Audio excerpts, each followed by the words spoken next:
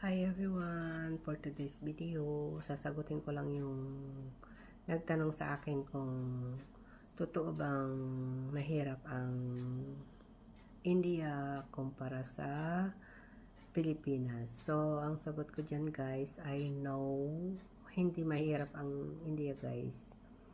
Kasi nga, ang India ay napakalawak na bansa guys.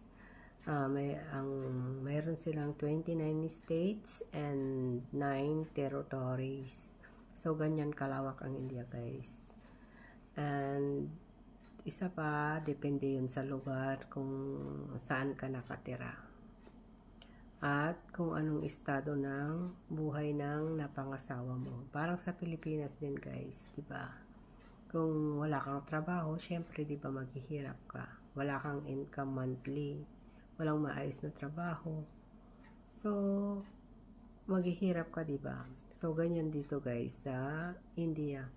Yung mga nakikita ninyong video na maraming mahihirap, siguro yan yung mga taong hindi nakapag-aral, walang maayos na trabaho. Parang sa Pilipinas din, di ba?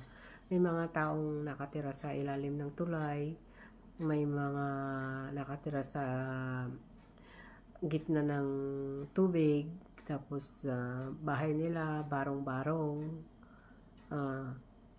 ganon guys. Meron din dito guys sa India na ganon. Siguro yun yung mga nakikita ninyo sa vlog, kaya nasasabi ninyong mahirap ang India. Hindi mahirap ang India guys, kasi nga dito sa India guys, yung mga nakatira dito may mga binibigay silang libre gaya ng bigas, mantika, asukal, tapos yung dal, minsan sa sabon kasama yun guys. So yung bigas na libre 20 kilo yun, tapos yung asukal 5 kilo, tapos yung wheat, yung ginagawang chapati guys, 5 kilo din yun. Depende kung alin doon yung kukunin mo. Ganon. Asukal o kaya yung bigas o kaya yung wheat. Ganon.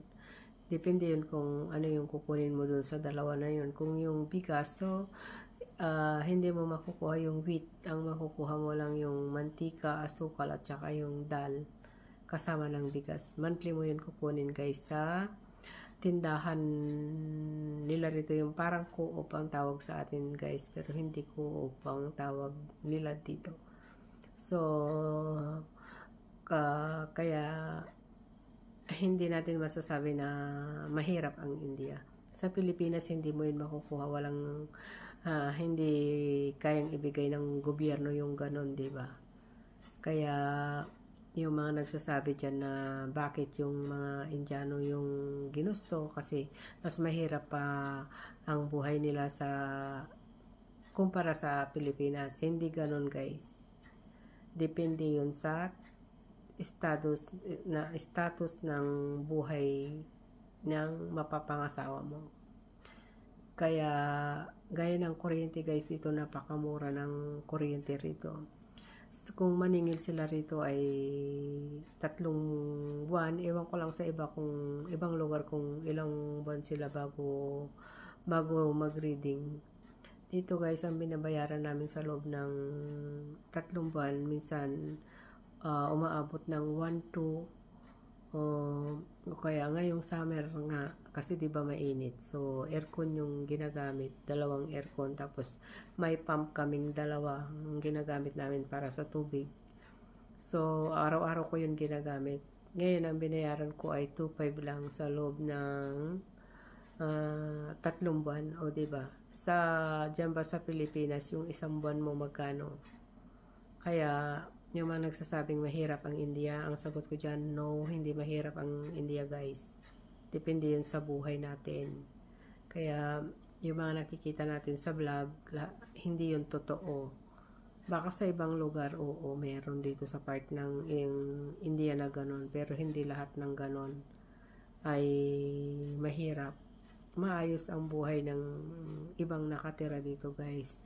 Nakikita naman ninyo, di ba? Thank you for watching. Sa susunod na vlog ko ay yung sasagutin natin kung totoo bang kuripot ang mga Indiano. Thank you for watching. Bye-bye.